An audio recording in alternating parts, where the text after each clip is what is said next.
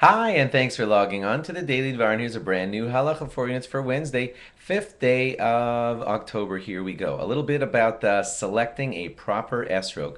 Now is approximately the time when a lot of you are going out to buy your esrog, and I want you to know a lot about what to look for. First of all, the shape of the esrog. Do not buy an esrog that's all round. If it's totally round like a ball, it is actually not allowed to be used, okay? So beyond that, there are different kinds of shapes. Some are narrow at the top and some are wide at the top, and they're both okay. Just make sure that it's not round like a ball. Bumps all over the esrog, that's considered beautiful. So by all means, choose an esrog that's beautiful with having bumps all around it. Then, make certain that it's a color that's somewhere between green and yellow. That's actually the kind of perfectest color. If you're choosing it now, about a week before Sukkot, you could choose one that's all green, and it probably will go a little bit yellow before Sukkot. That's kind of how you want it to be, somewhere between green and yellow. It's okay if it's all green, it just should not be dark, dark, dark green like grass. That would also make it not feasible for use.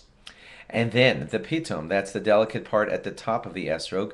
That you actually can choose an esrog that grew without a pitom. If you trust the seller and he tells you this esrog grew without a pitom, you can buy that esrog without that little pom-pom thing on top, and it'll be kosher if it grew that way.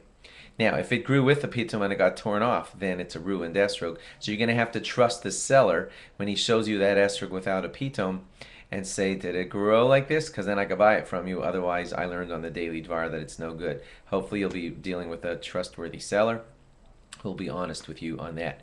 If you buy an esrog that has a pitom, that's wonderful. Just be very careful with it, because if it tears off during the Yom Tov, it ruins your esrog. It should have a stem.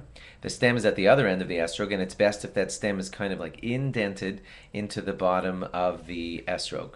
If your esrog is very, very yellow going close to brown, and you're buying it now, like a week before Sukkot, not a good idea, because then it's going to be all brown by the time Sukkot comes, and that's not a beautiful esrog, and your esrog is supposed to be beautiful. You should check that it has no black spots at the upper third of the esrog. If there is a black spot a little lower than the top third, that's okay. But at the top third, it would ruin the esrog.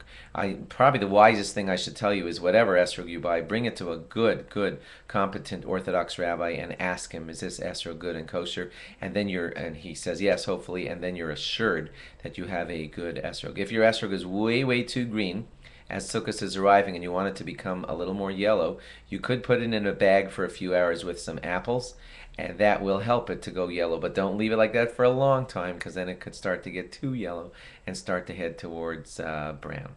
Thanks for logging on, and log on again tomorrow for more. Bye-bye.